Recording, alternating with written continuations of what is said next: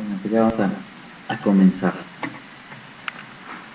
La semana pasada vimos los antecedentes para la ofrenda de Terumá. Estamos en la tercera parte de esta serie de estudios que tenemos acerca de las Corbanot, del Corbán, de lo que se ofrece, conocida como en español o traducida al español como sacrificios, esta palabra. Hemos aprendido que la palabra Corbán significa acercamiento. Todavía no hemos visto textos directos donde se use la palabra Corbán. Estamos hablando, o hemos estado hablando acerca del Éxodo, de Shemot y también de Bereshit, de Génesis. Y en los textos que hemos podido analizar en los estudios anteriores no hemos visto que aparezca la palabra Corbán. Pero sí ya hemos analizado, por ejemplo, la palabra Minja, que la vimos relacionada con Caín y Abel. ¿Sí?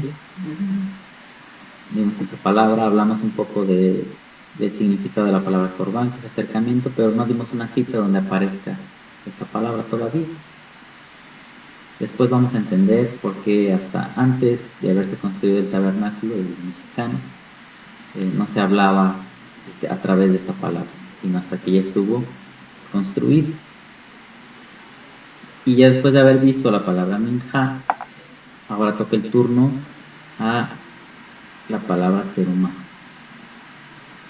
Y es precisamente esta palabra la que describe una clase de ofrenda, algo que se tenía que dar a Elohim, pero con cierta condición. Lo vimos la vez pasada. Y esta ofrenda, vamos a ver que está descrita en el capítulo 25 de Shemot, de Éxodo. ¿Sí están bien hasta aquí? ¿No se pierden? No. Bueno, ¿en qué consiste esta ofrenda? ¿Si lograron aprender algo, captar? ¿Lo dijimos o no lo dijimos la vez pasada? Levantar, ¿no? Eso es lo que significa. Pero ¿qué sería lo que se ha de levantar? Lo que tenemos, lo mejor. Lo que tenemos, lo mejor, para levantar. Es una forma de entender. La palabra terumá significa levantar. De hecho, aquí en nuestro primer subtítulo de la tercera parte de estos estudios dice terumá, levantada para erigir el santuario. No solamente es levantar el objeto que uno está dispuesto a levantar, sino que eso que se va a levantar a su vez significa que se va a levantar algo reuniendo todos esos elementos, algo va a surgir de ahí, algo va a ser levantado, algo va a ser construido. De acuerdo a este subtítulo entendemos que es el santuario, el Kodesh, Mikdash, esa es la palabra que sí aparece en esta sección, pero voy a leer el texto de Éxodo 25, del 1 al 9, para que tengamos esta idea y poco a poco vamos a ir avanzando en lo que nos enseña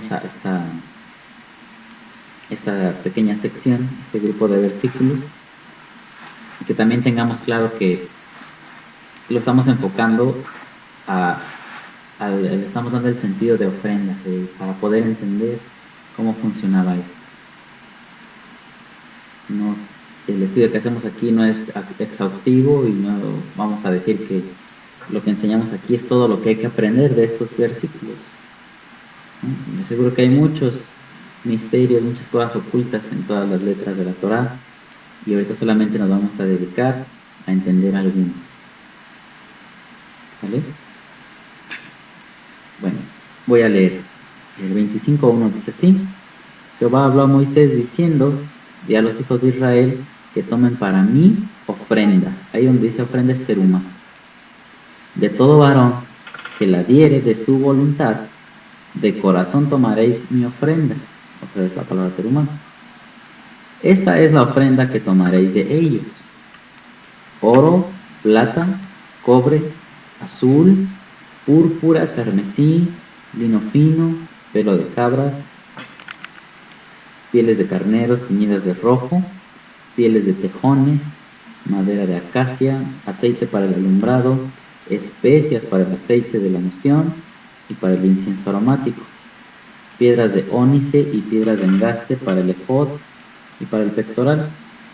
Y harán un santuario para mí, y habitaré en medio de ellos, conforme a todo lo que yo te muestre, el diseño del tabernáculo y el diseño de todos sus utensilios, así lo haréis.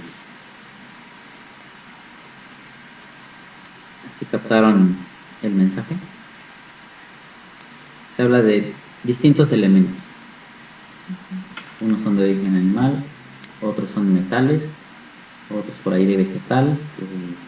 Si se habla de aceite de la unción, especias para el aceite, piedras, y se habla de pieles de animales, metales. Pero la importancia de esto que se está pidiendo inicia cuando dice: de todo varón que la diere de su voluntad, de corazón tomaréis mi ofrenda. Así dice. Pero ahorita que analicemos el texto vamos a ver que no aparece la palabra voluntad. Nosotros hemos hablado otras veces que existe en el idioma hebreo, que es razón. Esa palabra no aparece. Así lo traducen al español. Tratan de darle el sentido de voluntario. Pero ahorita vamos a ver esa parte del texto. Y al final, en el 8, es donde dice: y harán un santuario para mí, y habitaré en medio de ellos, conforme a todo lo que yo te muestre, el diseño del tabernáculo y el diseño de sus utensilios, así lo haréis.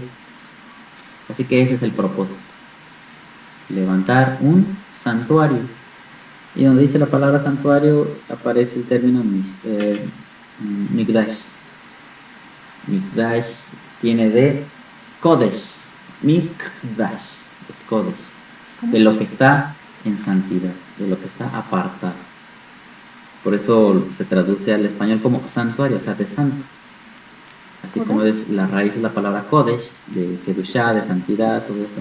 Bueno, es un lugar apartado, un lugar exclusivo, para que ahí, ¿qué va a suceder ahí? Dice él: para que yo habite, y habitaré en medio de ellos. Y donde dice habitaré, aparece la palabra Mishkan.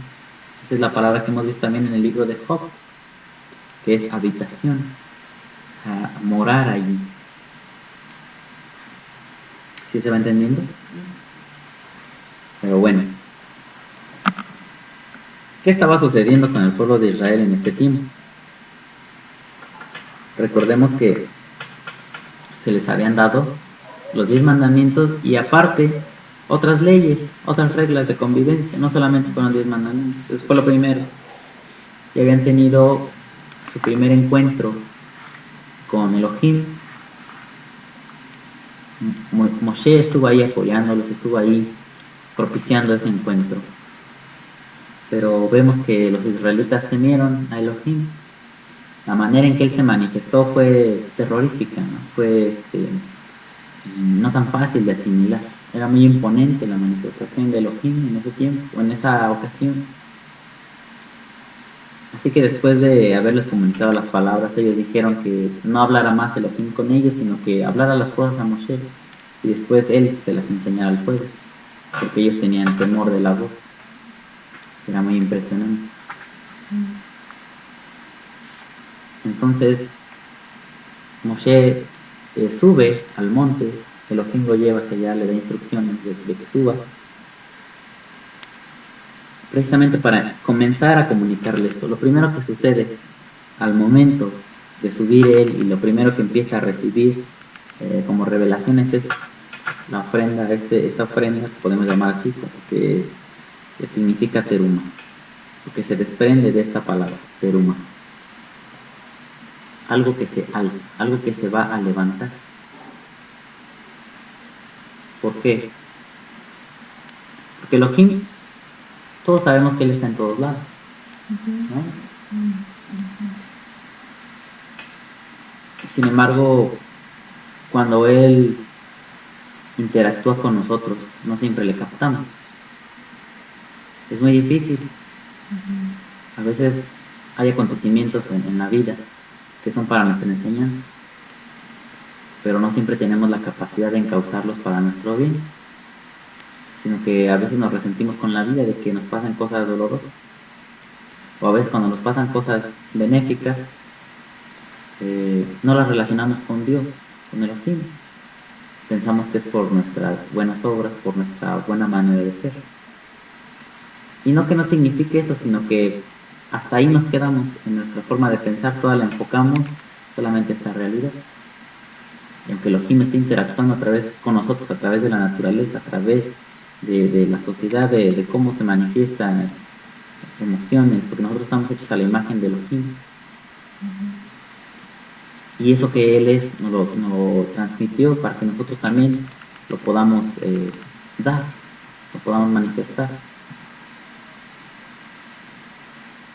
Pero si Elohim quiere manifestarse, quiere mostrarse de una forma más palpable, sucede lo que pasó en el Sinaí, que nos podría dar terror, nos podría dar miedo, porque Él es grande y Él es poderoso.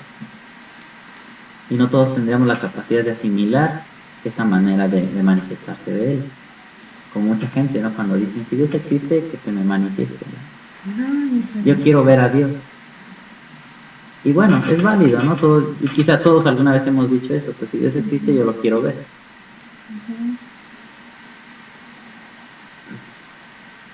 Pero si Él se estuviese manifestando siempre así, de esa manera, como nosotros exigiríamos, no seríamos capaces de soportarlo.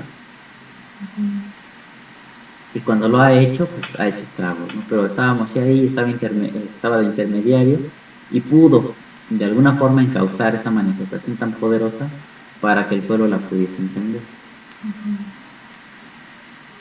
Entonces cuando Elohim envía a Moshe, le dice, ve al monte, sube a la cima, tengo cosas que hablar, que transmitirte, pues lo primero que hace es ordenar esta terumá, precisamente para que haya un lugar especial donde sea encauzada la presencia de Elohim, donde ya no sea así tan portentosa, tan imponente, sino que sea un medio donde su poder, donde su sabiduría, donde toda su grandeza esté encauzada de tal manera que el ser humano sí pueda asimilar su persona, su personalidad, lo que él quiere hablar, lo que él quiere transmitir, su voluntad. Debe haber una forma de encauzarlo, de manera que el ser humano la pueda asimilar. Y lo primero que recibe Moshe es precisamente eso, pedir la ofrenda de terumá para que se pueda levantar el Mishkan, el lugar de su presencia, el lugar donde no se va a desbordar su presencia como en el monte, que no había quien lo contuviese, que se empezaba a ver truenos y llamas de fuego, o sea, nube, oscuridad y la gente se espantaba, sino que en ese lugar su presencia llega a estar encauzada, de manera que para nosotros fuese inteligible, que fuese asimilable lo que estaba sucediendo, el tener contacto con Elohim, o al menos para el pueblo de Israel, de esa generación, de esa época. Porque Elohim, vemos aquí, su intención siempre es darse a conocer, ser accesible al hombre. No que lo haya creado y que lo deje andar como él quiere, sino que siempre busca estar cercano al hombre. Pero dadas las condiciones en que nosotros pensamos, cómo percibimos la realidad, pues nos es necesario echar mano de elementos. Y él pide que se encaucen estos elementos que componen la naturaleza para que podamos percibirle a él. ¿No? ¿Sí?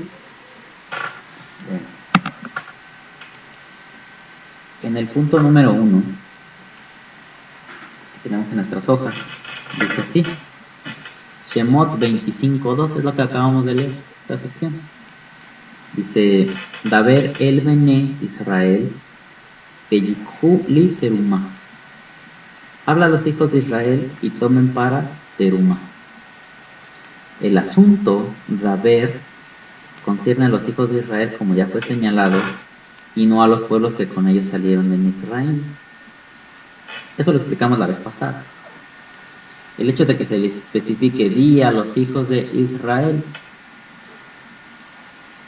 nos ayuda a determinar para quién fue dado este mecanismo. ¿Quiénes eran los que lo iban a poner en marcha? Sabemos que estaban multitud de gentes que salieron con ellos desde Egipto, ¿no? Desde Misraim. Pero estas instrucciones eran para los hijos de Israel, para los israelitas, no para los demás pueblos. ¿Sí se entiende? ¿Sí queda claro esto? Y al día de hoy, muchas personas piensan que, bueno, son tantas ideologías que han surgido ya con los siglos, con el tiempo. Hay personas que dicen que la Torá ya no está vigente. Que hubo un tiempo donde la Torá sí sirvió, sí tuvo su función, pero que al día de hoy ya no aplica. Y esas palabras siempre las vamos a oír de un gentil. Un judío nunca va a decir eso. Un israelita nunca le va a venir a la mente esas ideas. Y es lógico que el gentil piense así, porque él nunca estuvo incluido en estas cosas. Desde aquí podemos ver que esta instrucción era para los hijos de Israel, no para las naciones, no para la gente que estaba alrededor de ellos. Sí podían estar ahí, pero ellos, esta revelación, estos mecanismos, no eran para que ellos los aplicaran. No porque se les considerara tontos o incapaces de hacerlo, sino que era la misión de Israel, ellos comunicar espiritualidad, pero ellos tenían que servirse de algo, de unos medios, de unos mecanismos. Y después los gentiles aprenderían de Israel, de lo que ellos ya sustrajeron, de santidad, de revelación. Así que el gentil disfruta de Elohim, pero no por conducto de estas normas, sino por conducto del israelita que ya las practica. Y al día de hoy hay mucha confusión en esto. Por eso vemos que en las religiones todos quieren construir un templo. Todos quieren tomar parte de esto. Todos quieren tomar parte de esto. Pedir ofrendas, pedir dinero, pedir oro, plata, cobre, todo lo que sea valioso, porque todos tienen la urgencia de construir un templo.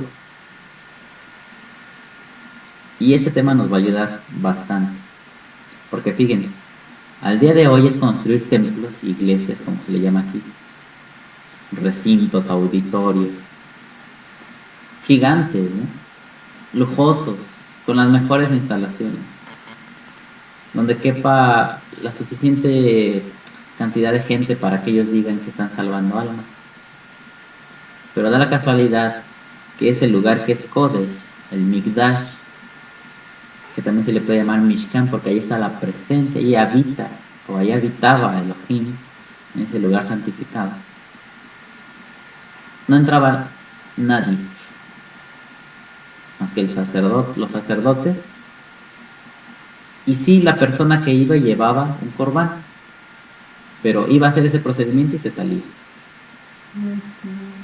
No fue diseñado con grandes hectáreas, con una gran extensión para meter gente ahí. No, esa no es la función de un Mishkan. El santuario que habla la Torá no es para andar metiendo gente, ni andar salvando almas, ni para que se les predique ahí adentro. Cosas así no tiene sentido. Ahí es donde habita Elohim, y es un medio, es un conducto para poder acceder al Creador de una forma inteligible para el ser humano. No así en demostración de poder, porque eso nos da terror, ¿no? Eso nos amedrenta, eso nos da susto. Pero encauzando su luz a través de todos los niveles que componen el Mishkan, así ya es perceptible a cualquier israelita que se acercara. Pero nunca tuvo la intención de meter gente ahí para que mientras más grande el Mishkan, más gente iba a caber y más se iban a salvar. Eso no tiene absolutamente ningún sentido para la época de Moshe. Pero lo que sí se rescata para el día de hoy es pedir dinero para construir templos y así, ¿no? Y hacerlos más grandes y comprar más terrenos y hacer otro templo por allá, y siempre para que quepa más y más gente que se va a ir al cielo. Pero nada de eso vamos a ver aquí. No era para meter a la gente ahí. Era para elevar, para santificar, para encauzar la presencia de Elohim a través de la naturaleza, de los medios que produce la naturaleza. Que como vimos era oro, plata, eran metales, eran pieles de animales, productos vegetales y sobre todo el factor humano que iba a estar ahí coordinando todo lo que componía el tabernáculo. No era para dar conferencias, nada de eso. Bueno, por eso vimos que era para los hijos de Israel, no para las naciones. Las naciones tienen eso en su mente. Y vemos en las culturas, las civilizaciones antiguas siempre hacían templos, sí, para adorar a sus dioses, y hasta aún ellos metían a sus sacerdotes, pero no era así común que la gente estuviera entrando, ¿no? Pero ya al día de hoy es común que se hacen templos, se hacen recintos para que ahí entre la gente y pueda practicar su religión. Hasta ese extremo ha llegado.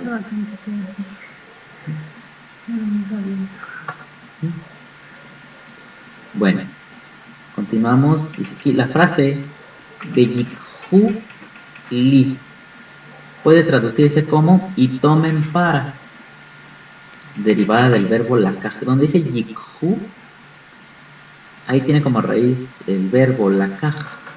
Es una kof y una jet. Lakaj. Y esta palabra significa tomar. Aquí le puse como otra alternativa a traer, pero en realidad tiene más peso la palabra tomar. Porque el que iba a ofrecer terumá, el que iba a llevar terumá, la tenía que tomar. Dice, aquello que ha de tomarse, adoptará el nombre de terumá. Por eso dice así, Beyikhu li terumá, que tome para levantar, para alzar. Pasamos al punto 2. Terumá es un término comúnmente traducido al español como ofrenda. Así también la palabra minjá y corbán. Si tales palabras se traducen como ofrenda, podemos preguntarnos, ¿por qué la Torá utiliza tal diversidad de términos? ¿Qué caso tendría si todos significan lo mismo? ¿Sí entienden eso? Es el mismo término para diferentes términos para hablar de una cosa. Sí. Para el idioma español, cuando aparece la palabra minjá, nos traducen como ofrenda. Si aparece la palabra corbán, también van a decir que es una ofrenda. Si aparece terumá, también es una ofrenda. Todos son una ofrenda. Pero en el idioma hebreo todas son palabras diferentes. Por ahí, según el sentido, ¿no? Es según el sentido. Y vemos que se va perdiendo poco a poco el énfasis que tiene cada palabra. Continuamos. Y dice así. En este caso, terumá transmite la idea de para alzar. Terumá, para alzar. Pues tiene como raíz el verbo rum o rum, el cual significa alzar, levantar, poner en alto, erigir. Entonces, regresando a la idea principal de Shemot 25.2, el asunto que debe comunicar Moshe consiste en tomar de lo propio para levantar. Ese es el mensaje que se les da a los hijos de Israel, que tomen de lo propio para levantar, de lo que es suyo, de lo que les pertenece. ¿Cómo puede alguien tomar algo que no es suyo? Solamente robando o pidiendo prestado, ¿no? El ladrón es el que toma lo que no es suyo y se lo apropia, ¿no? O el que pide prestado dice, bueno, no lo tengo, me lo prestas, después te lo pago. Y está tomando algo que no es suyo. Pero esta teruma consiste en tomar de lo que tú tienes. No es de decir, yo voy a hacer la promesa de dar esto. En tanto tiempo, yo me endeudo, yo prometo que en tal tiempo cubro la cantidad, con tal de que Dios esté feliz conmigo porque le voy a dar lo que no tengo. Eso no tiene sentido. No. en el punto 3 dice así: antes de exponer la idea sobre lo que ha de ser levantado, se establece la condición de aquellos hombres que decidan participar en tal evento. El texto dice en el mismo 25.2: Kolish asher yidvenu libo tikhu et terumati. Todo hombre que pueda de corazón tomar para levantar. Mientras que en la Biblia en español vemos que también se agrega la palabra voluntad. Lo asocian con la palabra de corazón. Podríamos decir, bueno, como sentido común se podría transportar a alguien que hace las cosas de corazón, lo hace voluntariamente, ¿no? Pero vemos que también en el hebreo hay palabras específicas: razón y voluntad. Sí tiene que ver una con la otra, pero al menos aquí no se cita directamente esa palabra. Ajá. Dice, Kol ish, todo hombre, asher que, yidevenu, que pueda, libo, de corazón, que pueda, de lo que tiene en su corazón, tikhu, otra vez de la palabra la caja, que pueda tomar, et terumati, o tomar como, o tomarlo para alzarlo. Eso que va a tomar, la fuerza va a radicar en lo que tenga en su corazón. Y eso es lo que ha de ser levantado. En fin, de cómo es la lógica, o sea, cómo es el mensaje de Elohim. Dile a todo hombre que pueda de corazón hacerlo, que lo levante. No dice ve y convéncelos, ve y hostígalos hasta que hagan lo que... Ajá, ve y hostígalos hasta que accedan. Tampoco dice este es un estatuto que deben obedecer todos, no hay nadie que se pueda negar. Yo soy Dios, yo impongo mis reglas y todos me obedecen. No es esa la lógica, ese no es el fundamento de esto que te está pidiendo. Todo aquel que tenga en su corazón la fuerza de poder levantar, que decida de sí mismo, que se vea lo que él, que pueda cuantificar lo que tiene en sus manos, y que cuando esa información llega al Elohim, quiere que levantemos algo para él. Y él va a decir, bueno, ¿qué tengo yo? No tengo oro, no tengo plata, no tengo cobre, pero tengo pieles de mis animales, de algún animalito que tuve, esa se la voy a levantar.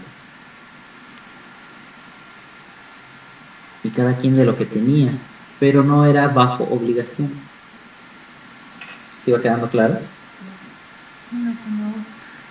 Sí, no como ahora, que siempre es por, si tú das, Dios te da. Si tú no das, Dios no te va a dar nada, porque eres mezquino, porque todo te lo guardas para ti.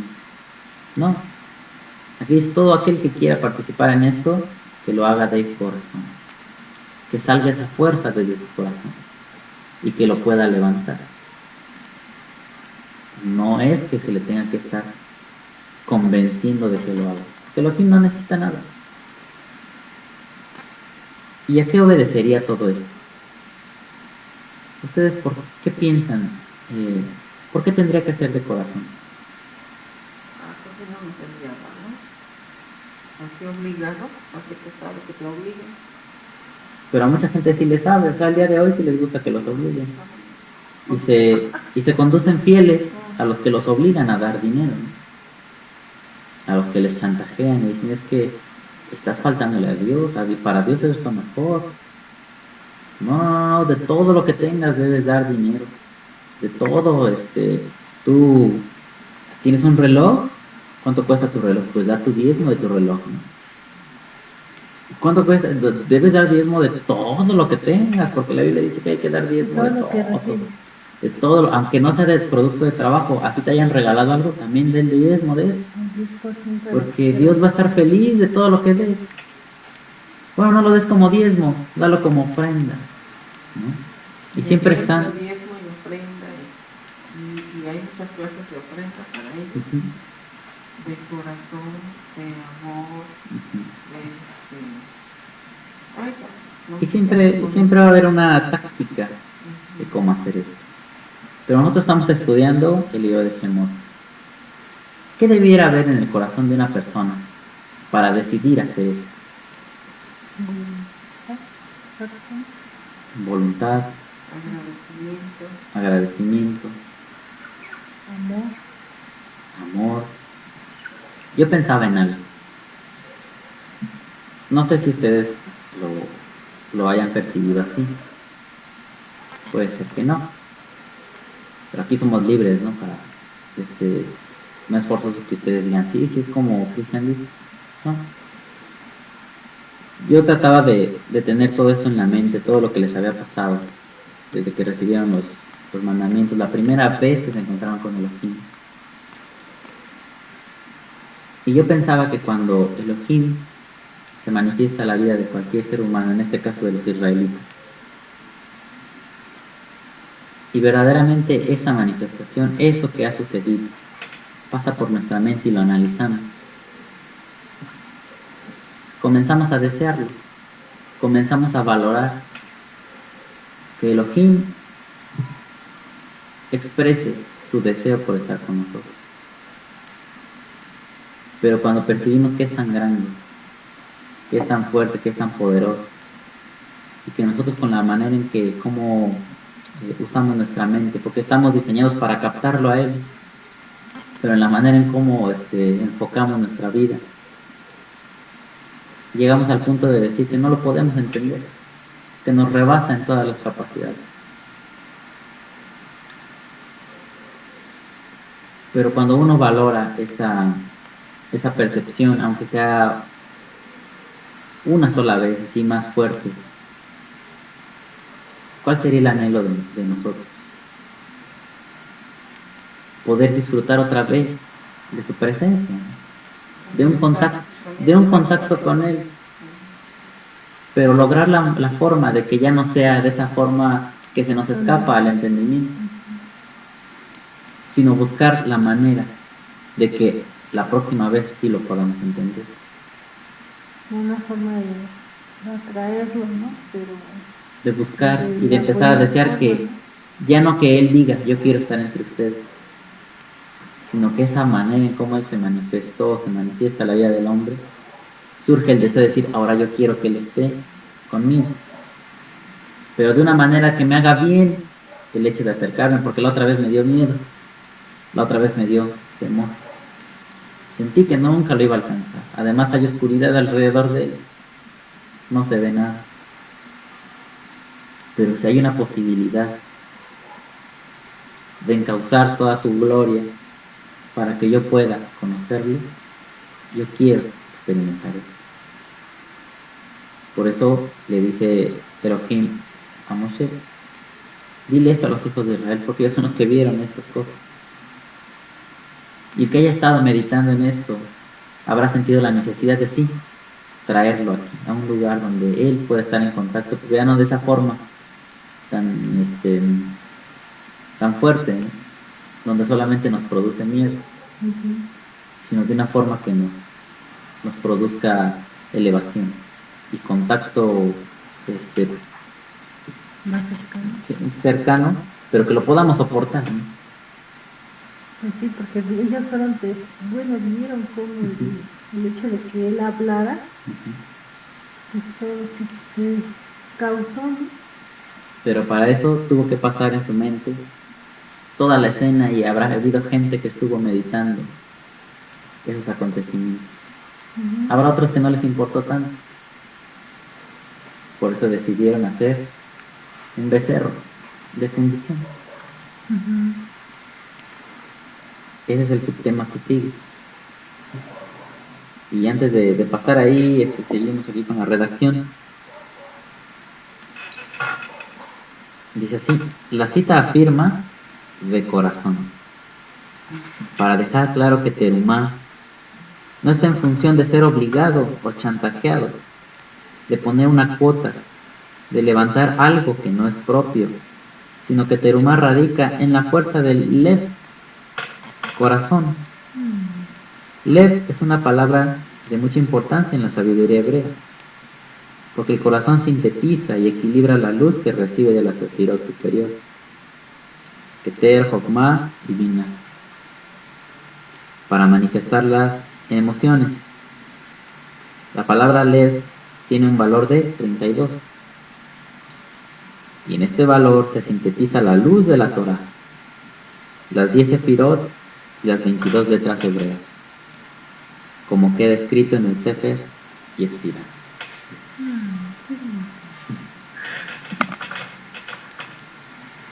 Ya vemos por qué va cobrando importancia la palabra corazón.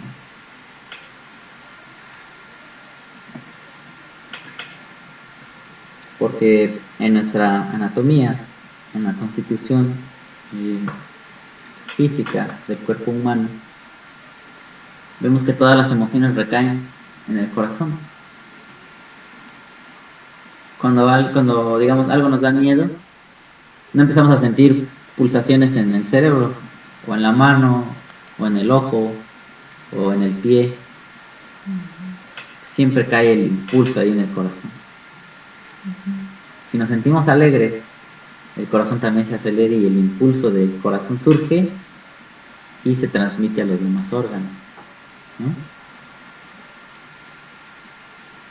Pero hablando retomando un poco lo que les acabo de decir,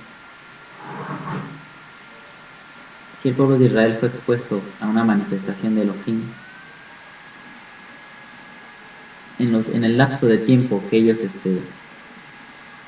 que pasó después de haber tenido esa experiencia, muchos de ellos habrán tratado de entender todo eso con su mente, de poder procesarlo a través de sabiduría, de biná, de las aptitudes superiores. Pero sabemos que hay gente que se guía siempre por el corazón y no por la mente, que les gana sus emociones, ¿no? Así que vemos que el corazón es el punto donde recibe la luz superior y se transforma a algo que nosotros podemos manifestar. Siguiente. ¿Qué habría pasado si Moshe recibe la Torah, pero nunca la habla? Él la tiene, él va a ser un gran sabio, pero nunca la actúa, ¿no? O sea, nunca la manifiesta a través de sus demás sefirot. No manifiesta Gesed, no manifiesta Geburah en su momento, que es la capacidad de dureza, como de limitar las cosas. Gesed es expandirse y Geburah es contraerse, ¿no?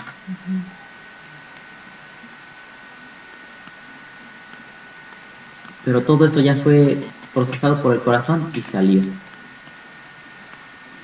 Y cualquiera de nosotros podemos tener ideas grandiosas, pero si no las meditamos lo suficiente y las bajamos al corazón, nunca salen de nosotros.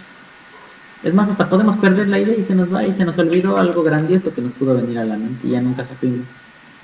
No nos volvemos a acordar de eso tan grandioso. Y vemos que la palabra Aleph compone de la letra Lamed y la letra Bet, y juntas suman el número 32. Y el número 32 vemos que ahí también se puede sintetizar toda la luz de la Torah. ¿Por qué? Porque en el número 32 podemos acomodar las 10 sefirot, sobran 22 y las 22 letras del alfabeto hebreo. Así que ahí es donde se concentra la luz de Elohim y sale a manifestarse este mundo. En los pensamientos, todo está en nuestra mente. Y si nosotros podemos pensar muchas cosas, muy elevadas o muy bajas, muy horribles, horripilantes, cosas muy vergonzosas, pero mientras no salgan de nuestra mente no pasa nada. El problema es cuando ya llegan al corazón y entonces actuamos en función de esos pensamientos que hayamos tenido, buenos o malos, ¿no? Yo no sé cuántas veces cuando estamos en problemas y quizás si la salida es mentir, todos hemos pensado, ¿y si mintiera? ¿Y si mejor digo esto y lo otro y aquello? Y esa idea ya pasó por nuestra mente, pero todavía no baja en nuestro corazón si no hemos mentido, si no lo hemos llevado a la práctica. Cuando esa idea ya baja, ya se convierte en la acción. Y lo mismo pasa con ideas de la Torah, de luz. pensar cosas grandiosas de cómo servir el Elohim. Pero si no las bajamos al corazón para manifestarlas en este mundo, es como si no hubiéramos pensado nada. No sirvió de nada porque nunca surtieron efecto en este mundo. ¿Sí o no? A nadie le fue de provecho, solamente se quedó aquí y se desvaneció. Así que el corazón es una parte importante. Por eso dice, todo aquel que pueda de corazón, que ya haya tenido en su mente la idea, pero que ahora esa idea, ese deseo, ese pensamiento que te dice que es correcto, que es lo mejor que tú puedas experimentar en la vida, que es la presencia de Elohim, lo hagas, mientras no se traduzca en que yo voy a aportar para que eso suceda aquí en esta tierra, es como si no hubiéramos pensado nada. No estuvo en nuestro corazón la capacidad de traerlo a la práctica. ¿Sí? ¿Sí se ve o no se ve? Así que por nuestra mente pueden pasar ideas fabulosas o ideas muy malas. Y si nosotros no las dejamos bajar o las dejamos bajar al corazón, de ahí depende cómo sea nuestra conducta. Pero enfocado está la Torah, nos enseña que el Lev puede concentrar la luz de las 10 sefirot y de ahí distribuirlas a lo demás.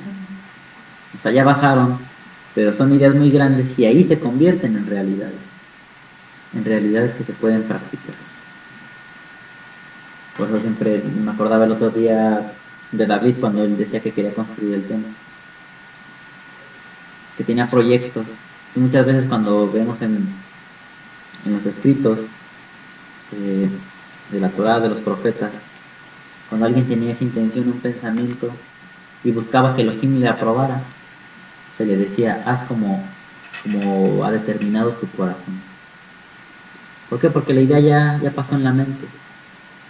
Ya tuvo Jokmah, ya tuvo Binah, ya se fundieron las dos y se concentraron en el corazón y ahora ya se puede practicar. No que nada más vino el impulso al corazón a hacer lo que él quiere, porque esa es otra manera de ver las cosas, de ver la vida del ser humano. Hay personas que no piensan, solamente actúan y siempre están actuando y todo lo que buscan es que aquí no siento nada, está bien, no, es que aquí sí siento bien, me gusta, ¿no? Todo está guiado por las emociones. Por si cuando alguien busca pareja y dice, no, pues esa mujer está muy bonita, o ese hombre está muy bonito, muy guapo, ¿no? Y todo lo demás no le importa, solamente por lo que le hace sentir en ese momento se deja guiar. Y entonces muchas veces eso sale mal, porque solamente se guió por el impulso, por la emoción que le causó ver algo determinado, sentir algo, pero nunca lo procesó con la mente. ¿Sí queda claro? En el Sefer Yetzirah, ¿qué nos dice? ¿Se acuerdan de ese texto? No lo tengo aquí a la mano, lo dejé ya del otro lado. Pero hemos leído que el Sefer Yetzirah es el libro de la formación. Nos habla mucho del nivel de la Ruach que tiene el ser humano, que en específico el hijo de Israel. Y el Olam de la Ruach, ¿de dónde creen que se sostiene? Precisamente del corazón.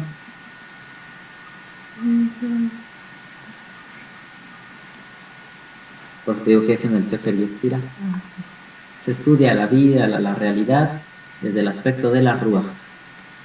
Y lo principal, lo primordial de la Ruach es el corazón.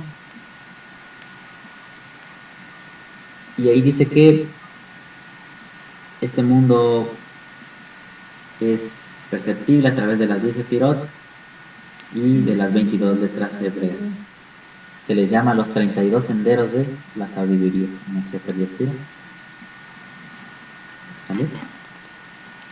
Bueno, ¿descansaron? ¿Descansaron? ¿No? Bueno. 32 senderos de sabiduría. Así se le llaman a las 10 sefirot, y las 22 letras hebreas son los 32 senderos de sabiduría o de la sabiduría.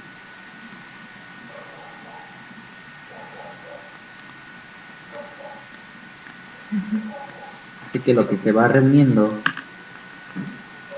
para levantar el santuario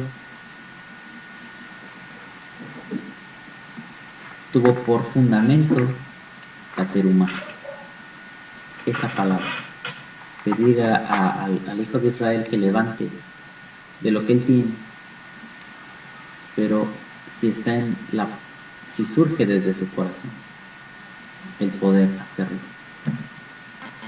¿Sí? Bueno. Esto es lo que vemos, pero es importante que sepamos que cuando Moshe estaba recibiendo estas cosas, pues el pueblo se queda al pie del monte Sinaí, se quedan en el campamento. Él sube, él está recibiendo esto, todavía no se está practicando, apenas él está recibiendo estas instrucciones. Y sucede que el pueblo de Israel pasan 40 días, ya se nos va a informar hasta Shemot 32. Estamos ya recibiendo la luz de la Torah, tratando de entender, buscando la forma de que pueda retener, él está ahí en contacto con Elohim. Pero los hijos de Israel se ven solos, se sienten solos, como desamparados, dicen que ya no hay nadie que esté al frente de ellos, que los siga conduciendo en el desierto, y ellos manifiestan su conducta.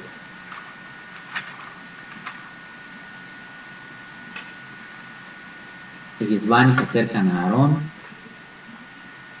y le piden que haga algo por ellos. Ya no está Moshe ahí. Moshe está recibiendo revelación, está recibiendo la Torah. Los hijos de Israel están abajo, están a espera de él, pero se les hace que es mucho tiempo el que ya no está Moshe con ellos. Ya son 40 días. 40 días. Y comienzan ellos a inquietarse, pero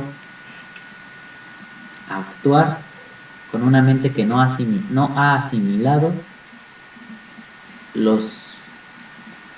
las pocas regulaciones que se les habían dado, ¿no? Los pocos mandamientos que habían recibido. 40 días tenían ellos para ir procesando esa información. Y por la conducta que ellos manifiestan, pues nos hacen saber que no le dieron importancia a los mandamientos de Elohim. Y es lo que yo les pregunté la vez pasada. ¿Por qué será tan extensa la Torah?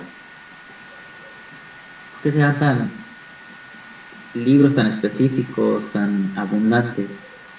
Los de la Torah, los de los profetas, todos los escritos de sabiduría. ¿Qué acaso si Elohim da 10 mandamientos, sentencias muy claras, eso no es suficiente para que el ser humano se guíe de manera correcta?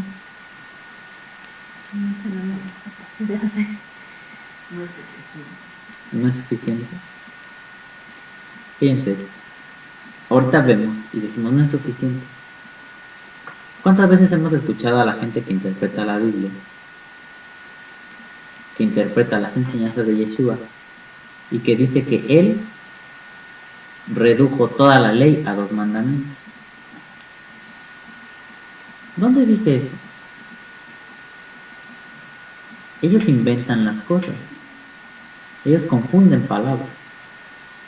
No entienden lo que él vino a hacer.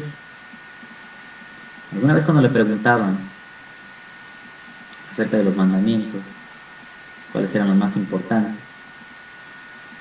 y en ocasiones cuando lo querían poner a prueba en su enseñanza, él una vez dijo que había dos mandamientos fundamentales, y uno era amar a Elohim, a Yehei Bapkei, tu Elohim, que es uno, ¿no? Amarlo con todas tus fuerzas, con toda tu mente, con todo tu corazón, con todo lo que tú eres, ¿no? Con todo lo que te pertenece. Dijo, este es el más importante. Y el segundo se parece, que es que también ames a tu prójimo como a ti mismo. Y de estos dos mandamientos huelga toda la ley. Estos dos mandamientos, toda la Torah se sostiene. No dice, ya no existe la Torah más que dos mandamientos. No dice, ya no hagas nada, sino dedícate a hacer dos mandamientos. No dice eso. Y como hay gente que al día de hoy no se cansa de decir que nada más hay dos mandamientos. Dicen, el Señor Jesucristo vino a darnos dos mandamientos nada más. Amar a Dios por encima de todo lo que hay en este mundo, aún por encima de mi propia vida, pero también amar al prójimo como a mí mismo. Y es lo único que tenemos que hacer. Eso no tiene sentido, porque en primer lugar Él no dijo eso. Y bueno, digamos, está bien. Si Él enseñó eso, ¿qué caso tiene escribir una Biblia tan extensa? Si Él enseñó tan claramente que eran dos mandamientos los que se tenían que obedecer. ¿Para qué veríamos a Pablo escribiendo tantas cartas si nada más se tuvieran que obedecer dos mandamientos? ¿Por qué no se dedicó él mejor a dar la explicación en base a esos dos únicos mandamientos? Que andar hablando un montón de cosas que ni tenían sentido, ¿no? Si se tratara solamente de eso. Pero vemos que no tiene sentido hablar de esas cosas. Así que ellos reciben mandamientos, los 10 mandamientos y otros más. No solamente fueron los 10, también otras leyes de conducta, leyes humanitarias, de cómo relacionarse. Y aún con todo eso, no les fue suficiente. ¿Qué pasará con el ser humano? ¿Por qué no podemos entender la voluntad de Elohim tan fácilmente? Estamos muy distanciados, mucha distancia. Estamos muy distanciados. Decimos, bueno, si son pocos mandamientos, no podemos, o no se puede, o algunos no pudieron en su momento. Ahora que son un montón de hojas que componen la Biblia, la Torah, tampoco se puede. ¿Qué será lo que pasa con el ser humano? ¿Por qué no podemos? Sean pocos o sean muchos. Somos flojos. ¿Somos flojos? Sí. No podemos.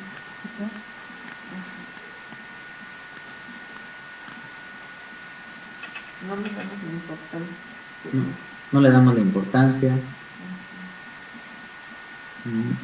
Los hijos de Israel venían de un contexto de esclavitud. Y ya vimos, ¿no? Si nos remontamos hasta Caín y Abel. Podríamos entender, no que sea la única forma, pero podríamos entenderlo y hacer un buen avance en base a la vida de ellos. El que es libre y el que está esclavo. El que es libre sí lo puede hacer. El que es esclavo, el que tiene su mentalidad sujeta a este mundo, a la tierra, no puede. Podríamos sintetizarlo o concretarlo a que ese es uno de los puntos clave. No que sea el único, pero es uno de los puntos clave. Y vemos que Abel, mostrándose como un hombre libre, con razón, con voluntad, podía agradar a Elohim y su presente que le llevaba le agradaba. Pero el que está toda la tierra, que es Caín, no le producía alegría. No hacía que se detuviera la mirada de Elohim hacia lo que él ofrecía. Y no porque si valiera más una cosa que la otra, de lo que se ofrecía, de la minjá, sino que una conducta de esclavitud no se puede fundir con la voluntad de Elohim. Para estar con Él, para poder servirle a Él, se debe ser libre.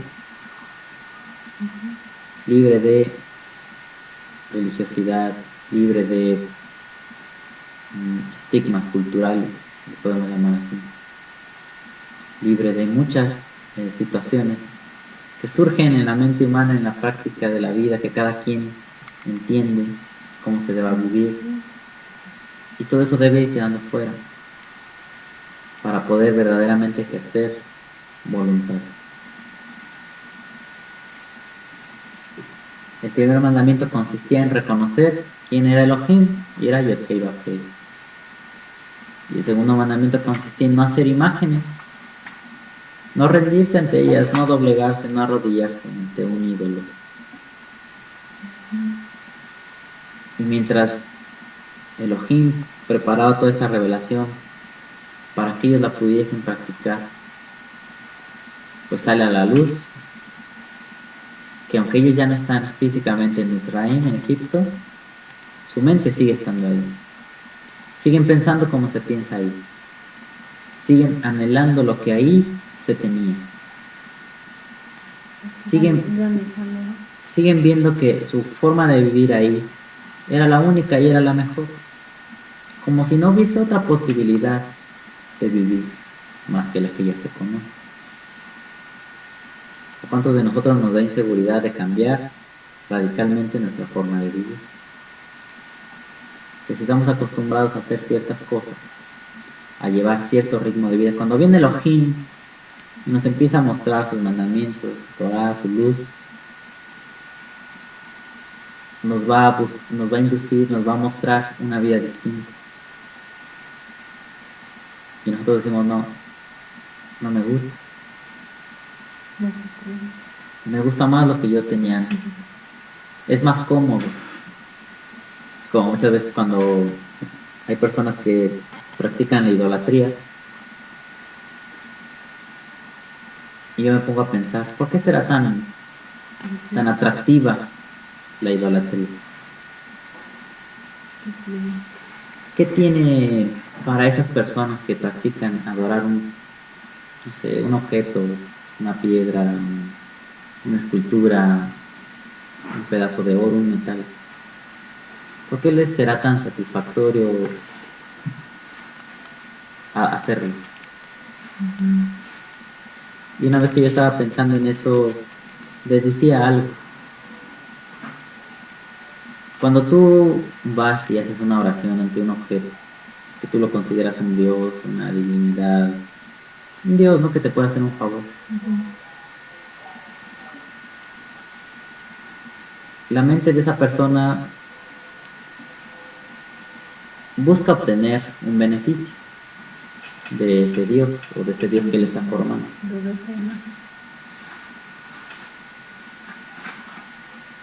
Pero nunca va, ese ídolo nunca le va a decir, corrígete, estás viviendo mal, ama a tus hijos, no robes, no mates, no insultes. No lo va. Nunca le va a propiciar que él mejore como persona. Ese ídolo, ese pedazo de fierro, nunca va a corregir las fallas de esa persona que está ahí arrodillada ante él. No tiene boca, no habla, no tiene ojos y no ve, ¿no?, como dicen los profetas. Tiene ojos y no ve, tiene nariz y no huele, tiene boca y no habla, oídos y no pueden oír, tienen pies y no caminan, los tienen que llevar cargando ellos. Si se caen se rompen y pues ya se acabó el Dios y tienen que volver a hacer otro. Pero lo que nunca hace ese Dios es corregir la vida de esas gentes. Nunca les hace ver sus faltas, sus fallas. Y no con el afán de como si yo quisiera que los condenen, sino para que mejoren como personas. Eso es lo que nunca hace un ídolo. Pero Yod-Heh-Vav-Heh, ¿qué hace? Lo primero que hace cuando tú te acercas a él es decirte y hacerte saber quién eres. Es lo que le pasó a Caín. Está bien, sí, no le gustó su minjá, a él no le agradó, pero sí se acercó a él para decirle quién era, cómo estaba por dentro, qué es lo que había en su mente, en su corazón, y hasta qué extremo podía llegar si él seguía actuando como actuaba. Y el hecho de recibir esa información a Caín le desagrada. Pero finalmente ese es el resultado de interactuar con un Elohim vivo, no con un supuesto Elohim, pero que es un pedazo de piedra, que es un estandarte, que es un cuadro, no sé, una figura de madera. Así que la idolatría tiene para ciertas personas el lado positivo de que nunca te van a hacer sentir mal Ese Dios nunca te va a acusar de nada, porque ni siquiera habla. Lo que sí va a hacer es estar a tu disposición. Lo que sí hace ese ídolo es cumplirte tus deseos, porque tú vas y le pides y le rindes culto. Y lo que siempre hacen con Yeshua, ¿no? Si Yeshua enseña cosas, no importa lo que él enseñe. Yo quiero que él me haga milagros, porque dicen que él es milagroso. Si yo me reúno con este grupo de personas, me dicen, ven con Jesús para que él sane tu vida, para que él haga milagros en tu vida. Pero nunca es ven con Jesús para que tú corrijas tu vida y dejes de vivir equivocadamente. Y ya después verás maravillas. No es así. Primero es ven para que te hagas tu milagro, para que te hagan tu milagro. Ven para que el poder de Dios sirva a tus fines y ya después obedecerás. Si quieres, y si no, pues Jesús es bueno. Jesús quiere que toda la gente se salve. Y empieza la misma mecánica de la idolatría, ¿no? Y mucha gente cuando sí recibe una enseñanza de Yeshua, de lo que él, se le transmite lo que él enseñó, se va, porque no le gusta que ese Yeshua le esté diciendo sus errores. Y aparte se va a encontrar con algo, que Yeshua no cumple antojos, que es algo muy diferente. El que practica la idolatría va a que el ídolo le cumpla sus deseos. Y cuando se viene Elohim, al Elohim de Israel, tú tienes que hacer su voluntad, no que él haga la tuya, ¿no? ¿Qué contraste, no? Un ídolo, él hace lo que tú le digas, él te va a cumplir tus deseos, si lo veneras, si lo adoras. Pero si tú vas en pos del Elohim de Israel, nunca lo vas a manipular. Él no tiene por qué hacer tu voluntad, sino que tú vas a él para hacer y conocer su voluntad, para conocer y hacer su voluntad. Y si no lo haces, no tiene sentido que te acerques. No vas a sacar ningún provecho. Porque precisamente hacer la voluntad de Elohim es provecho para nosotros. Él no necesita nada. Pero es una forma de manifestarlo a nuestro entendimiento. Cuando decimos hacer su voluntad, es ¿por qué me tengo que someter a él? Pero esa voluntad está diseñada, esa voluntad, ese deseo de él, es precisamente el bien del ser humano. Pero nos cuesta entender esas palabras. Exige de nosotros meditación. No se puede acceder a Elohim nada más por sentimientos, porque terminas en idolatría. Si el ser humano solamente se conduce en base a sentimientos, va a terminar visualizando al Creador como un ídolo. Que voy a leer la Biblia para que Dios esté contento y cuando yo le pida que me bendiga, me bendiga. Voy a hacer esta obra de caridad para que cuando yo le pida a Dios, también Él me dé a mí. Voy a dar ofrendas y cooperaciones y diezmos, todo lo que me pidan para que cuando yo necesite dinero, o para que nunca pase yo pobreza. Porque la Biblia dice que el que da, Dios no desampara, según ella, así les plantean nuestras cosas, ¿no? Entonces, toda esa es una perspectiva de idolatría. Porque se hace esto, se busca practicar la Biblia, para que Dios termine siendo lo que tú quieres. Para que Él te saque de todos tus problemas. Para que tú no recibas la consecuencia de nada de lo malo que has hecho y para que te atraviese Jesús y para que a Él le caiga toda tu maldad. Para que tú ya no pagues nada. Para que tú salgas bien librado. Y así es como se visualiza el Creador. Como alguien que está a tu servicio, a tus órdenes. Para cuando le quieras llamar, ahí está Él, seguro que está. Y esa es parte de la mecánica de la idolatría.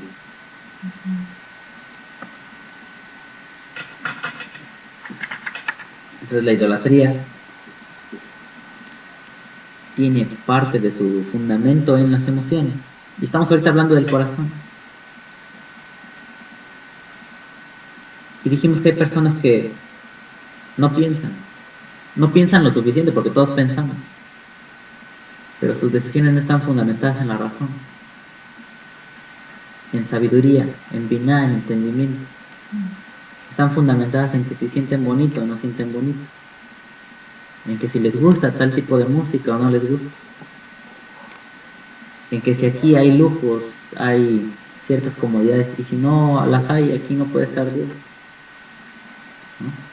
En que si aquí el que está comunicando la enseñanza es muy alegre y cuenta chistes, entonces ese sí es un verdadero siervo. Pero el que no hace bromas de mal gusto, el que no anda ahí haciendo chistes, ese no es contento, no se le ve la alegría, se ve que ni conoce a Dios, ¿no? Porque Dios es amor y alegría y felicidad, y Él es muy seco. Esa gente siempre está buscando sentimientos que le hagan sentir lo que a él le agrada. Unos dicen, a mí me gusta sentir paz, y en este lugar yo no siento paz, me voy, ¿no? En este lugar yo no siento alegría, yo quiero que aquí me hagan sentir alegre, yo quiero que aquí me hagan sentir esto o lo otro y aquello. Y para tomar esas decisiones de seguir al Creador siempre están imponiendo lo que ellos sienten, pero nunca están analizando la manera en cómo se busca al Creador y si es apegada a la Escritura, a la Torah, ¿no? Y comienzan a decir, hagamos nuestros propios dioses. Porque ese Moshe que subió allá tiene 40 días que no lo vemos y no sabemos si pueda regresar, no sabemos si quiera regresar, ni nos interesa si regrese, porque si hacemos nuevos dioses, ya no le vamos a necesitar. Si hacemos nuestra propia manera de buscar al Creador, no necesitamos a Moshe. Con que esté Aarón aquí es suficiente. Que nos haga nuestro ídolo. Y si ya después se quiere ir, que se vaya. Ya tenemos nuestro ídolo. Ya tenemos quien marche delante de nosotros. A Moshe no lo vemos, pero a un ídolo sí lo vamos a ver. ¿Y qué es lo que pasa? Cuando alguna persona representa un grupo religioso y se va, se muere, se pierde, peca, hace lo malo, desaparece, ¿no? Por la razón que se... Mucha gente se descarría. Otros empiezan a buscar a otro ídolo, ¿no? Al cual puedan seguir. Porque ya no es entonces al Creador al que se está buscando, sino a determinado líder. Y cada quien comienza a fabricar idolatría. Y eso es parte de la conducta humana. Yo no sé si a todos nos han pasado ese tipo de pensamientos alguna vez, que nos hemos hecho dependientes de cierta persona que está delante de nosotros, pero que en realidad lo que buscamos es sentirnos bien, ver algo. A Moshe ya no lo vemos, pero si hubieran dicho ellos, pues ya nos dejó la Torah de Dios, ya tenemos una guía que practicar, seamos fieles y lo demás que Elohim lo determine. Nosotros no tenemos por qué comenzar a pisotear los primeros 2 mandamientos, que es reconocer a Yahweh como el único Elohim y no hacer ídolos. Pero fíjense, las primeras sentencias son precisamente las que no cumplen. Y si esas 2 únicas sentencias no se pueden cumplir tan fácilmente, ¿qué esperaríamos de todas las demás reglas? De todas las demás sentencias de justicia y de equidad de Dios. Cuando nos dicen, Jesús dijo que solamente hay 2 mandamientos en la Torah que siguen vigentes. Eso es una mentira. Y aunque así fuera cierto, eso no garantiza que la gente viva justamente delante de Dios, ¿no?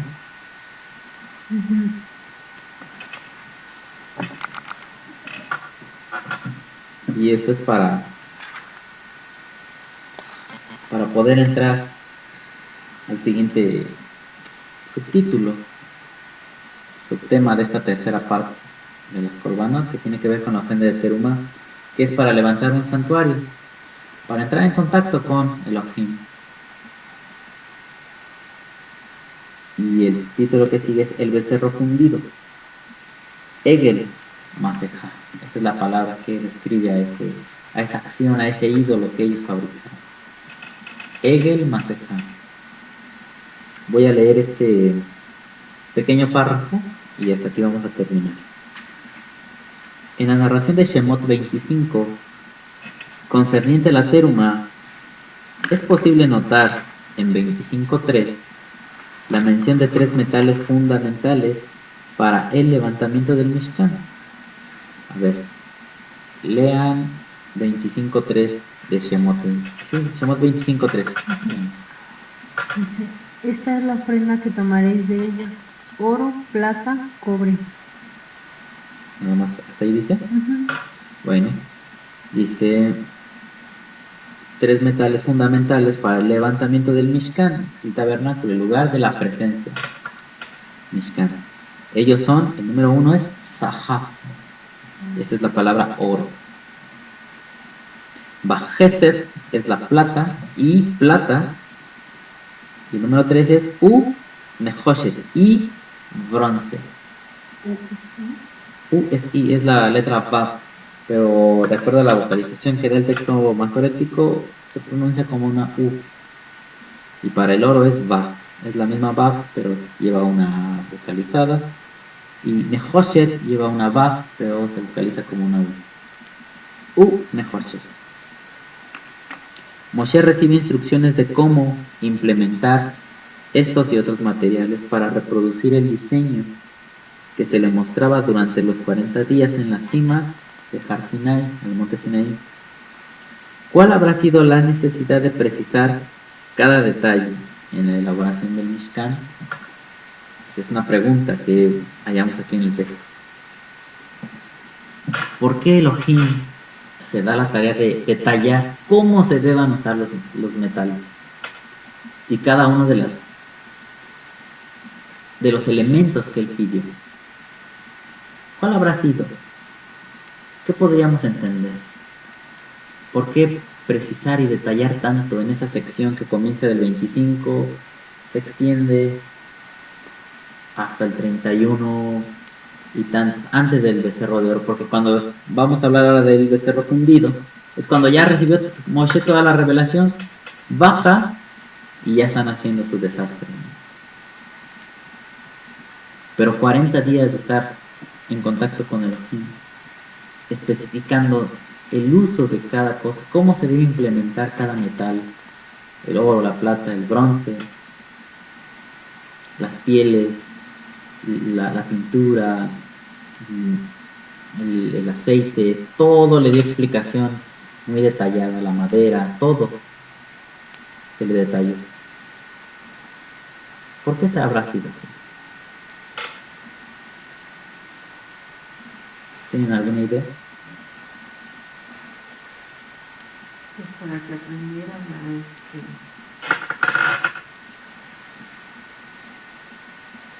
a ocupar los materiales como debería de ser, Sí. porque ellos estaban adorando el oro, la plata, los tesoros, Sí. los piedras preciosas, la madera, y ese no era el fin. Sí. El fin no es adorar los objetos, pero esa es la tendencia del ser humano en todas las épocas. Si no hubiesen habido tantos detalles para que Moshe primeramente entendiera él y pudiese transmitir eso a los hijos de Israel, estar en un lugar tan imponente, en una tienda dedicada a Dios, iba a ser muy difícil que más de uno no pensara que esa tienda es Dios. Otros dirán, no, la tienda no. es el altar, ahí sí es Dios, ese altar sí es Dios. Otros dicen, no, no puede ser el altar. Tendría que ser entonces la lámpara de los 6 brazos, ¿no? De la menorá. Esa sí es Dios, ¿no? Y otro va a decir, no, no podría ser eso. El arca de los querubines, ahí, esa sí es Dios, porque está hecha de oro. Y el metal más valioso es Dios, ¿no? En lugar donde haya más oro. Ajá. Y la mente humana siempre nos impresionamos por lo que es majestuoso, ¿no?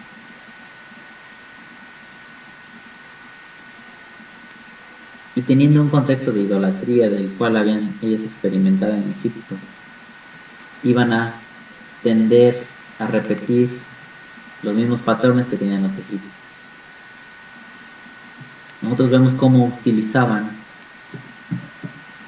los metales de manera sobresaliente, el oro para sus tumbas de los faraones, para fabricar sus dioses, para toda su joyería, todo lo que ellos cargaban de amuletos y objetos mágicos. El fundamento era el oro, también los demás metales, pero el fundamento era el oro.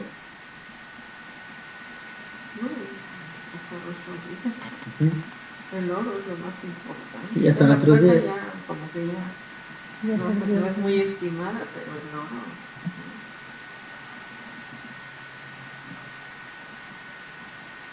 Y conociendo la tendencia del hombre a venerar los objetos, es necesario que se les indique todas las especificaciones de cuál es la función de ese Mishkan. Es crear un lugar, Kodesh, para que Elohim pueda venir. No que eso es Elohim, sino que ahí va a habitar Elohim, pero también en el momento que deja de ser Kodesh, Elohim se va. Y que quedara claro que en la mente que Elohim no es un objeto. Y tampoco Elohim es un humano, al cual estársele postrando, ni estarlo adorando como si fuese Dios. Es lo que pasaba en el debate de hace 8 días, ¿no? Se nos pregunta que por qué no creemos, o por qué yo no creo, por qué yo no afirmo ni comunico que Jesús sea Dios. Pues porque es una enseñanza muy convenenciera. Aparte, ¿no? Aparte de que está mal fundamentada, de que está apoyada en conceptos griegos e idolátricos. Es muy convenenciera porque cuando conviene es un humano y cuando conviene es Dios. Cuando muestra ciertas aptitudes es un Dios, pero cuando se está muriendo, cuando lo están golpeando, cuando lo están humillando, cuando Él dice que no sabe todas las cosas sino solamente Dios en el cielo, ahí ya no es Dios, ahí es un humano. Y siempre está urdiendo la mente de la gente que defiende esto. ¿En qué momento es Dios y en qué momento es un humano? Pero cuando nosotros leemos que dijera que Dios no es hombre para que mienta, ni hijo de hombre para que se arrepienta, ¿cómo se entiende eso? No es humano. Si un profeta dice que Dios, que Elohim no es un humano, no es un hombre para que mienta, como todo humano hemos mentido alguna vez, y tampoco es un hijo de hombre para que se arrepiente. Y Yeshua decía, yo soy el hijo del hombre. Y un profeta muy antiguo dijo que Elohim no es hijo de hombre. ¿Por qué tendríamos que defender esas falsas enseñanzas? ¿No? Si los propios escritos de la Torah no enseñan eso. Porque es una enseñanza muy convenenciera. Pero el corazón de idolatría del ser humano busca adorar lo que puede ver o lo que pudo ver, ¿no? Le es muy difícil comunicarse con el Creador porque es un ser que se le hace imposible percibir tan fácilmente, y dicen, es que nosotros no podemos entender a Dios y tuvo que hacerse humano para que lo conociéramos. Eso es una mentira. También hay medios para percibir al Creador. Y por eso Moshe se le dan muchos detalles para que el ser humano no se pierda en su búsqueda, para que no ande pensando que ese lugar es un lugar para congregar a la gente, como si el Mishkan fuese construido para meter las almas que se van a salvar ahí y estén todos felices cantando. No era para eso allá adentro, no. Podrían estar felices cantando afuera, pero ese lugar no es para que habiten los humanos, excepto los sacerdotes. Y si acaso, cuando entraban al atrio a ofrecer su corbán y después salían, no era para estar ahí adentro. Pero esa ya es la idea moderna y estamos tratando de entender la idea antigua. Quizá nos cueste mucho trabajo, tal vez les esté siendo muy fácil o nos esté siendo muy fácil empezarlo a entender, pero estamos en el esfuerzo de no caer en idolatría.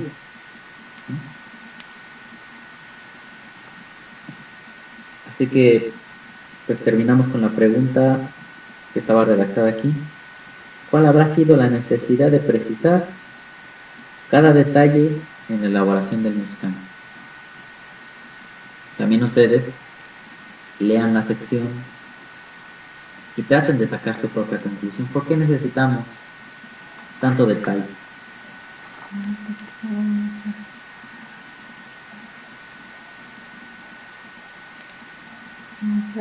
Dejarnos llevar por las emociones, Por la imaginación. por la imaginación. Y sí, eso es, a mí, digo, es mi opinión, pero yo lo he visto exageradamente en estos tiempos. El hombre dice, Dios me habló y me dijo. Después vas con otra gente y también dice, Dios me habló, Dios me acaba de hablar. Dios me habló y me acaba de decir que haga esto. No entiendo. Después va otro. Que nadie lo ha visto. Después va otro y dice, Dios me acaba de revelar tal cosa. Y cuando tú juntas a todos, no todos concuerdan en lo que Dios dice, según ellos. Y siempre son cosas que a ellos les gustaría que Dios fuera. No es lo que Elohim diga, no es lo que Dios dice.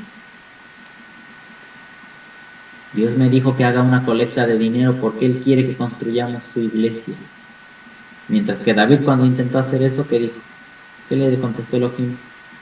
Yo cuando he pedido que se me haga una casa, como si yo necesitara de casas, como si yo cupiera en una, soy muy grande, ¿qué casa me puedes construir? Pero no, Dios me acaba de revelar que necesitamos un lugar para que Él habite.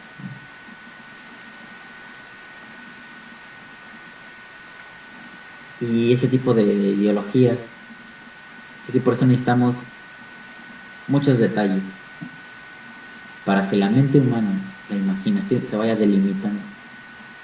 Y tampoco la estemos asimilando con conceptos ajenos, ¿no?, de otras culturas. Cada civilización, cada cultura antigua tenía su forma de entender a sus dioses. Unos hacían pirámides como las que vemos en Egipto, vemos aquí en México cómo hacían sus pirámides más cuadradas. Otros hacían sus construcciones en los montes, como en Perú, por allá en esas montañas tan grandiosas, y en las cimas más elevadas, ahí hacían sus santuarios. Los griegos cómo construían para sostener sus mitologías, no sé, cómo hacían sus templos, los griegos, los sumerios, los babilonios. Cada cultura hacía un recinto para sus dioses. Pero fíjense cómo a lo largo de la historia de Elohim solamente pide que se haga esa tienda. Alguna vez llegó a ser un lugar fijo como el que construyó Salomón, pero eso no garantizaba que Elohim iba a estar ahí siempre, sino que había condiciones para que él estuviera. Y aunque ese lugar permaneciera de pie, si las condiciones de santidad no estaban reunidas tanto en el lugar como en la gente que se acercaba a él, se iba. Él no se sujeta a instalaciones construidas por humanos. Sí, hay un acercamiento a su presencia, Él accede a manifestarse de una forma que no destruya, pero en el momento que las condiciones no se reúnen, él se va, no lo va a estar atando el ser humano a un lugar, a un edificio que él construye. Mientras que los dioses paganos ahí están siempre porque son estatuas y nunca se van a mover. Siempre están en sus templos los dioses paganos porque no se mueven. Pero Elohim, ¿quién puede capturar su presencia y no dejarla ahí? ¿Con qué instalación lo van a sujetar? El propio templo de Salomón fue derrumbado, pero antes de ser derrumbado Elohim ya se había ido, la presencia de Elohim ya había salido de ese lugar. Cuando vemos a los alumnos de Yeshua que le dicen, mira esas piedras tan grandiosas, estas construcciones tan imponentes, y él les dice, no va a quedar piedra sobre piedra en este lugar. Esto no impresiona a Elohim. Es un buen medio, ¿no? Se construye de una manera consciente y si se siguen las reglamentaciones de él, es un buen medio para acceder a él. Pero eso no le va a obligar a que él esté aquí. Él se puede ir y se fue, ¿no? Y este lugar va a quedar destruido porque él ya no está aquí. Eso es parte de la enseñanza que vamos a estar adquiriendo ya más adelante, pero por el día de hoy, pues hasta aquí terminamos.